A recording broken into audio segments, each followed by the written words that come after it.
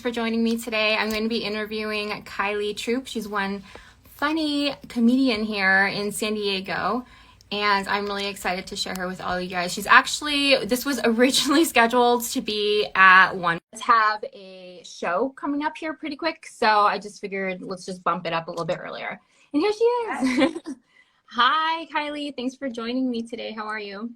I'm great. How are you? Good. I'm really excited.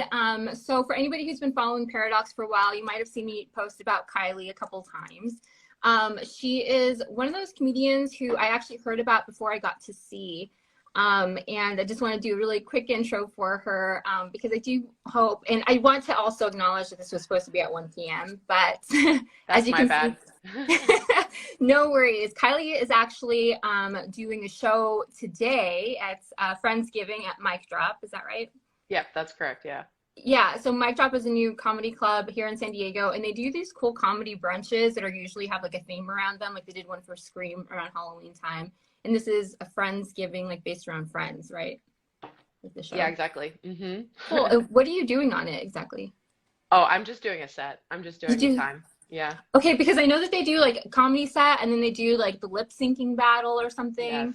They have lip syncing and trivia, and they do a lot of giveaways. So it's a really fun show.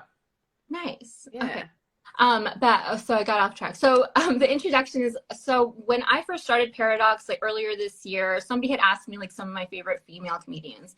And so I named some of them and I posted them. And I had another comedian who I really respect a lot here in the San Diego scene ask me, well, what about Kylie Troop?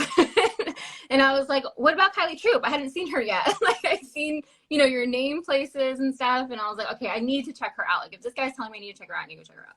So it was just this thing, like we just sort of like kept passing each other, and like you'd be at the store and I wouldn't go that night, or I'd be there and you wouldn't be there.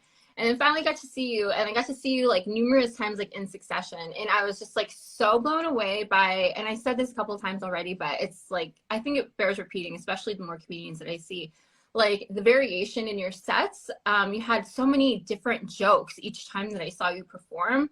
The crowd was always super engaged with you and like really like actually laughing, I guess. I want to say they were laughing at your jokes. That's always the hope. Yeah.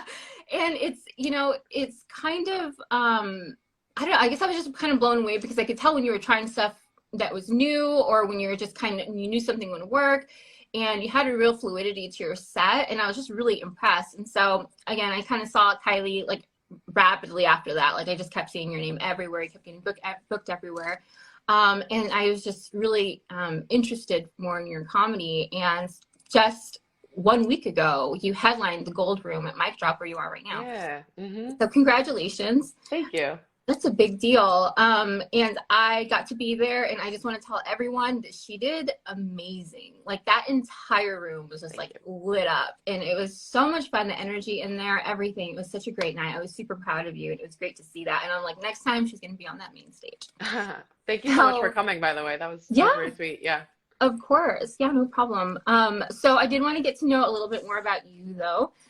So because I'm interested now in knowing all of that, your writing and everything, how long have you been doing comedy?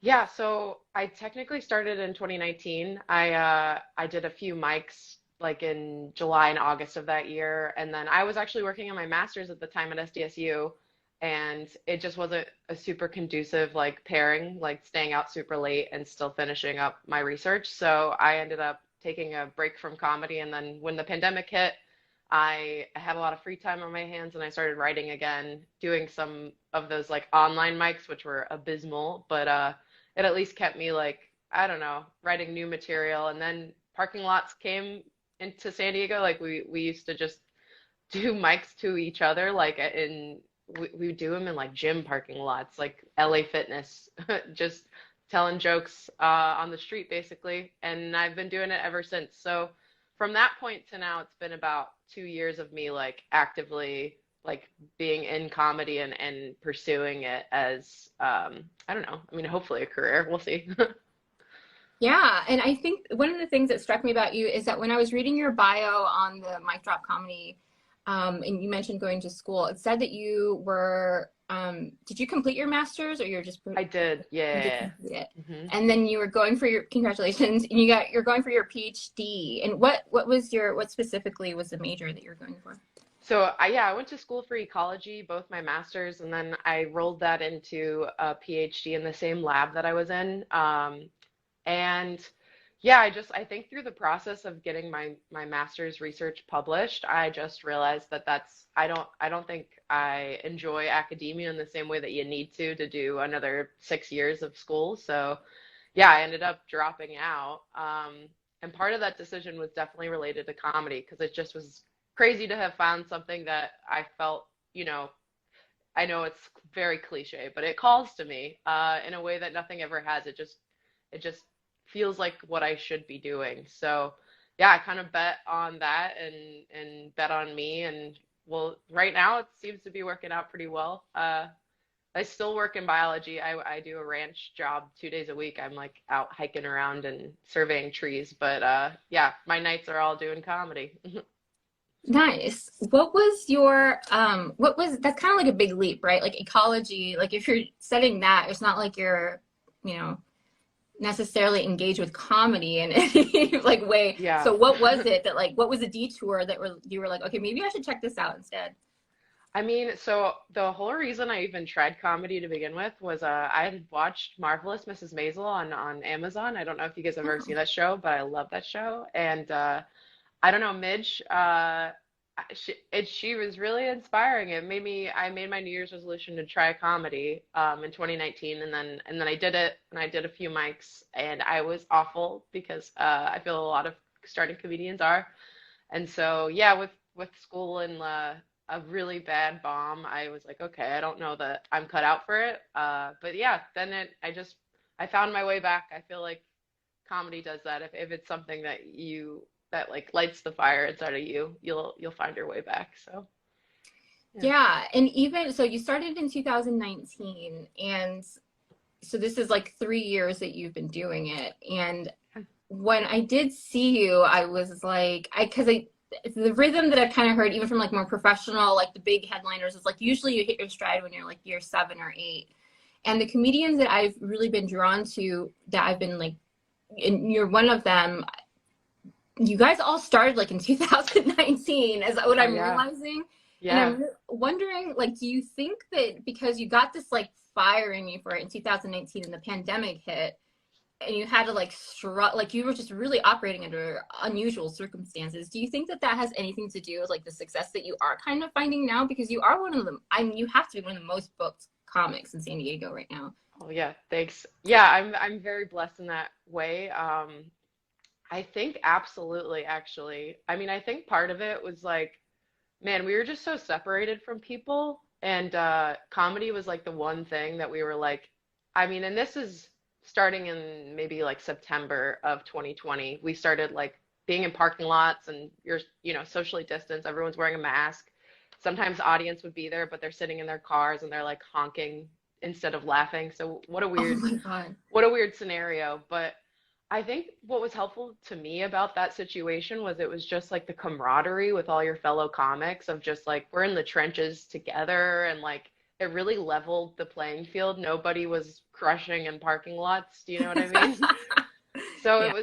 it was such a different experience from when I had first started. When I had first started, like the scene was, roaring, and basically when you're a newbie in comedy, nobody cares at all about who you are. Like a lot of people don't even take the time to get to know people until they've seen them a bunch of times. Just because I don't know, it's hard to make connections with people that then end up leaving comedy like a month later. That tends to be like people come in and then quickly like either realize it's not for them or that life gets in the way.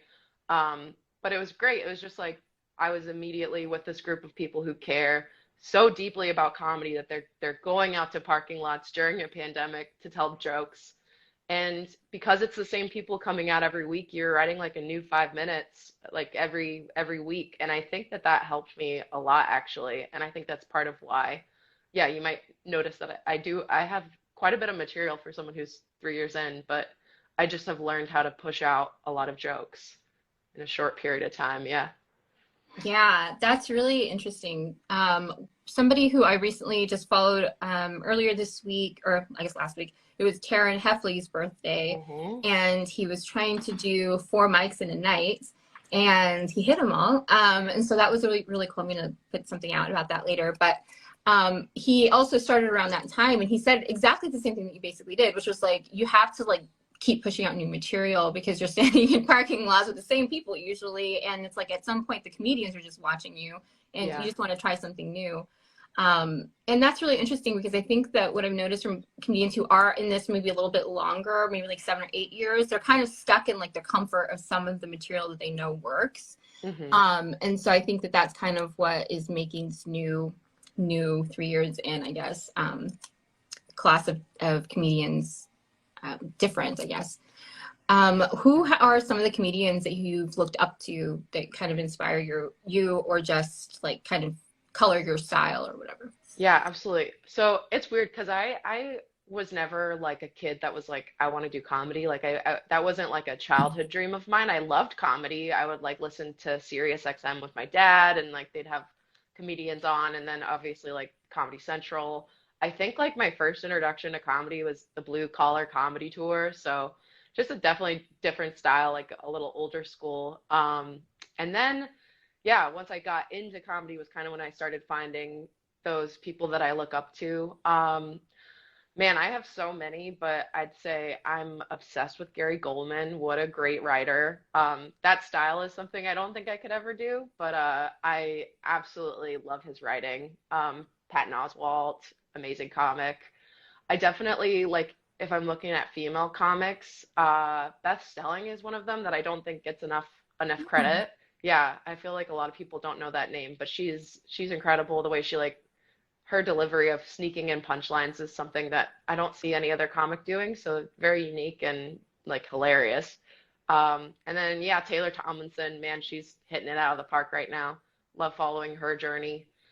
I don't know, I have so many other names, but I feel like those are the ones that come to mind right off the top, you know? Yeah, Yeah. that's a great like variation too, like Oh, comedic styles. Yeah. Nate Bargatze, Oh, I think he's incredible. His special Tennessee Kid is like one of my favorites I've ever seen. So that's another big one that I don't know if I kind of draw more inspiration from him because he's more of like a storyteller, and that's what I'm starting to get to. Like you start out in comedy and you're just writing one-liners, but as you get longer sets, you realize, oh man, if I just told a 3-minute story as opposed to like 21 liners, it's a little like easier to keep a set cohesive. So that's kind of where I'm at right now. yeah, that's definitely something that I've noticed too about some of the comedians who I think are most engaging for audiences is like maybe they don't have like the longest stories, but they are still in a way like storytellers. Like there's definitely that type of comedian who's like the Mitch Hedberg, like kind of joke type of like rapid fire. And there's definitely an audience for that. But I feel like across the board, the storyteller seems to really get more like engagement from audiences. And it's hard to do. It's hard to keep an audience's attention. It's hard to Yeah. keep my attention. Yeah. I'm like so just like all over the place sometimes. And so when I can sit and like really be engaged with a comedian, like that's how you know that there's something kind of. When did you know that you were? This is like a weird question, but when did you know you were good at it? Oh, yeah. It's weird because I feel like you think you're good at it at certain points, and then just as time goes on and you start to do better, you look back and are like, oh man, I was a lot worse at this point. And I think just gaining confidence over time, like the more stage time you get, you just start to feel comfortable up there. And so, yeah, I don't know. When we came back from the pandemic, right off the bat, I was getting booked pretty well. And I think that's just because there weren't a lot of comics that had been working like over that like period of time right before that. So I mean, I felt good then, but I'd say I don't know if there was like a single moment. It's just been like a progression, right? Like and it's an obsession at this point, and I'm always chasing that like the next new joke that works, the next biggest set that like I'm doing better. I don't know. I'm definitely all over the place with this one, but I Sorry. mean it's just hard to know like when you're funny, but I think I guess what I could say, when comics start to respect you, like that's a big one. When people start to like give your name and recommend you to shows. And that was probably, at middle through 2021 was when I started to like have comics that I respected, like recommending me for shows. And I was like, oh, I think, yeah, like this is definitely not just a hobby for me anymore. It's like something's here. People like me. Having like people in the audience come up to you after a show and tell you, "Oh my God, you're my favorite." Like that's obvious. Like that one feels so good. That's probably the best compliment you could get. But yeah, I I guess sometime in 2021, and then some days I still am like, man, I'm not funny. But the more good sets you have, the more you have to like, fall back on. Like even if one set doesn't go well, you're like, well, it just wasn't my night, but I've been doing so well over the last like month or whatever that it doesn't really affect my self-worth the same way that it used to. So Yeah. yeah. Yeah. So which kind of leads me to my next question. Like, well, first this one. So after your show last Sunday at Mic Drop, I was just like, I kind of like snuck out, and because I know that like, when a comedian gets off stage, you kind of have like the adrenaline going still, and I Yeah. saw the line of people going towards you, and just the comedians going to like congratulate you and everything. So I just wonder, like, if you could explain to us what was that moment, what's that moment like whether that you're headlining or whether you just had a good 3 minute, 5 minute set, like what's that feeling like when you get off the stage and you had a good set? It's a rush. It's definitely like one of the best feelings. I don't know if you've ever heard this described, but like so as you start to like improve in comedy, you can start to like feel like a room's energy. Like it's a very strange. I've never been somebody like I come from a science background, right? You're like, it sounds like woo woo to you kind of Yeah, stuff. yeah, yeah, yeah, absolutely. And I'm so much more like of the mind now that there is something to that. Every person has an energy, and especially when you put people together in a crowd, that crowd is like an entity. And when you're like doing really well in a set and connecting with the audience, you can feel it and you can kind of like play with that energy. Like you can like just with your words, it's really an insane feeling. I remember the first time I saw it, like I you almost physically can see a room's energy. Um, and talking if you talk to comics that have been there and seen it, like they know what I'm talking about, but I know coming from an outside perspective that sounds insane.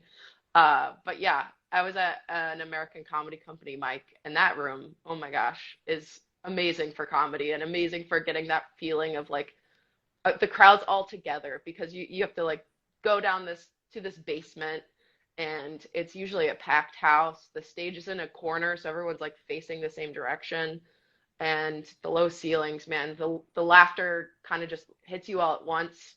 Um, and that was like, yeah, that was probably I remember that, Mike. It was in 2021. It was right when we had moved back inside ACC, and holy heck, that was amazing. But yeah, just in general, the feeling of after you have a really good set is euphoria. I don't know how else to explain it. It's the best feeling, and it's like it's not even, I used to struggle with like, is comedy selfish? Like, is it a selfish thing to pursue? Because most of us are up there like talking about ourselves, unless you're doing more observational humor.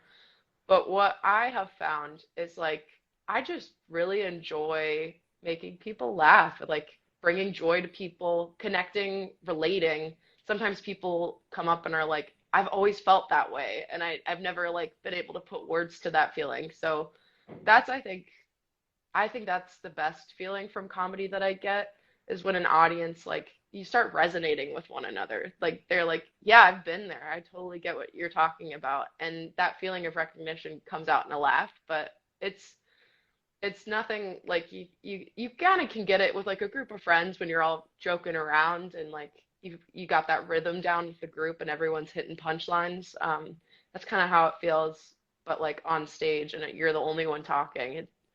So Yeah, it's funny. Just this past week, I was watching Andrew Schultz, his podcasting, and my imaginary boyfriend, Dr. Andrew Huberman, he's a neuroscientist. They actually talked about this, and there is an actual, real scientific phenomenon that happens. And so what they did was some study that Huberman was citing was that if you take a room of people and you tell them all the same story and you measure their heart rate, that at certain times during that story, the entire crowd will have the exact same, pacing of their heart rate. So cool. So yeah, it's really cool. And I think that gets to and so Andrew, Schultz was talking about, like, I knew that there was something that I'm feeling when I'm on stage and there's a big audience. I knew that I was feeling something that, like, had to be bigger than just, like, my ego, essentially. Yeah. So the fact that there is, like, scientific data to support that is kind of, is really encouraging, kind of, for, like, human, like, not to get too deep, but for, like, the humankind. So that it's this fact that you can get on stage and, like, connect an entire audience. And comedy audiences I love because they are so diverse, and especially depending on, like, the club that you go to or even the bar that you're going to, if it's a bar show, like, the audiences can be so diverse. And for a comedian to be able to connect and get that laugh out of everyone and who's, like, ranging in that audience is a real skill. And just to your point about being, like, selfish, I don't think it is. I think that, of course, there's a part of it that is, like, you get that rush and it feels good, but you're also, as an audience member, I can say, like, taking somebody out of, like, their world for, like, a second to, like, engage in a laughter or, like, just moments of connection of, like, oh my gosh, yes, I think that same way. Yeah. Or, like, that I've also thought that and think that it's weird, and I'm so glad that you're the one on stage saying it. So yeah, I think that that's really interesting. And talking about that, like, how much, and we don't need to get too deep into it, but something recently that I saw you you're going through a breakup, and that you kind of opened up the set with, like, I'm going through a breakup. How is it, that process? Because a lot of comedians that I know are really skilled at taking these, like, devastating, and I'm not, that's, like, super, like, world. I might be. Yeah, my world's over. I'll never love again. How do I go on? Yeah. But, like, taking things from, like, people really struggle with actual real life things, whether that's addiction or, like, family issues, like breakups, whatever, mental health stuff.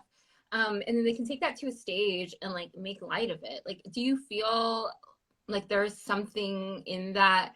Is there something in that process that helps in healing or, like, helps you process it? Or what are your thoughts on it?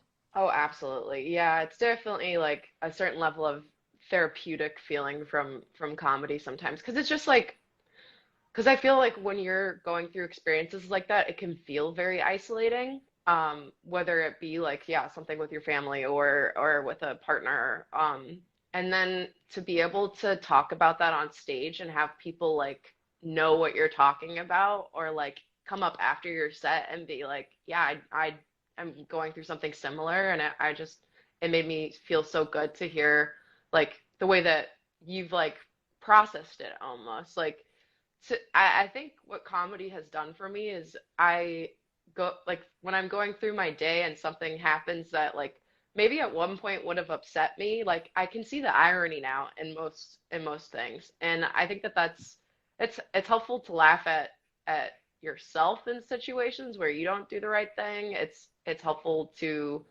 just make light of dark topics. And I think what's helpful to me is, like, I know, because I've made some really dark jokes that I've been, like, on the fence about, like, should I even talk about this? Because I don't want someone in the room who has undergone something like that to feel like triggered by it, like, have to relive that experience.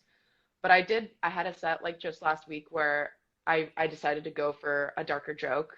And after the show, like, this woman came up to me and was like, I just want you to know that, like, I hope you never stop doing that joke. And I know that that's, like, a hard topic to talk about, but I feel like by you talking about it in a funny way, it was something that people in the room could actually, like, hear better than if you're talking about it in a serious way. It makes it, like, a little more digestible for people. And that's, like, if you're trying to have some sort of, like, subtext to a joke, like some sort of, like, message. And that's not always what a joke is trying to do. Sometimes it's just trying to, yeah, be silly and feel okay about something that in the moment you didn't feel okay about. It takes the power out of a negative situation. And then it's just another joke that you have, and you can move on and have more things go wrong in your life. And that's the beauty. Yeah. There's always going to be there's always going to be material. For sure. Yeah. Yeah. I think I've said this to you like a million times, but I just want to say here for anyone who might see you in the future, one of my favorite jokes of yours is a Romeo and Juliet Oh joke, yeah. and just like where that goes. Because I'm just, and I think that is something also that's like, that is almost like the job of the comedian, I guess, is to like take something that everybody kind of takes for granted and like shine a different light on it. Yeah. And that whole thing, like, I had not ever, and I'm not going to, spoil the joke here, but like I hadn't ever looked at that situation, like how we would see it in present day, and Uh-huh. like your whole reaction and kind of commentary on it, and like what we do in relationship is, I was just like, yeah, like what the hell? Like that is so, like that's badass. I love that. And it was still funny. Like it still made Yeah. me. Thank you. Yeah. I mean, I think you just exaggerate stuff so I mean, that's like you take something very normal, but then you exaggerate it to make people see how silly the situation is. But yeah, I also love that joke. That joke is not finished. I have so much more work to do on it, but I'm glad that even if it's infancy, you're enjoying it. Oh Yeah. yeah, yeah, it's really good. And I just haven't. It's almost like you hear some variation of everyone's jokes at some point, but like that I hadn't heard before, and I was like, okay, that's cool. That's a new way to think about this. So I know that you got to go again. She's doing a brunch show at Mic Drop today. It Yeah. starts now. There is there is someone on stage right at this moment, but I'm not up for like a few comics, so I'm not in a huge rush if you had anything that you wanted to ask to finish up. Yeah, so we did kind of talk about like the high of like doing your headlining. And so Yeah. what does it feel like and I'm sure, I mean, every comic does. What does it feel like when you don't hit that high, or like when you tell a joke and it does fall flat, or like if somebody does come up to you and is like, that's not funny, how dare you say that? Like, have you Yeah. experienced that? Like, what is that like? Oh yeah. I mean, every day. I just not every day. There's days that I'm really on. But just a couple days ago, I went from like a show where I did very well, and then I was like, oh, I can fit in another mic tonight, and I go to Madhouse and just like eat it.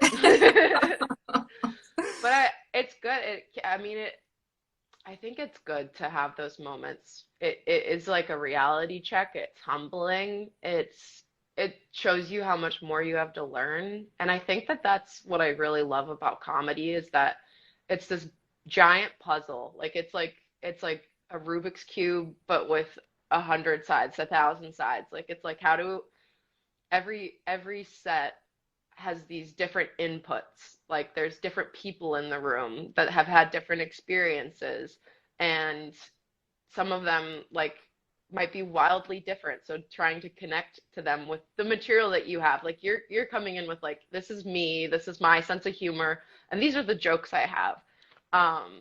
And then trying to like create the perfect set, which never is possible, but it is like it's a really fun pursuit. I mean, I love trying to figure it out. And I think I used to take it really hard when I would bomb. A lot of comics do, but then you just do it enough that you realize that it doesn't really have that much power over you.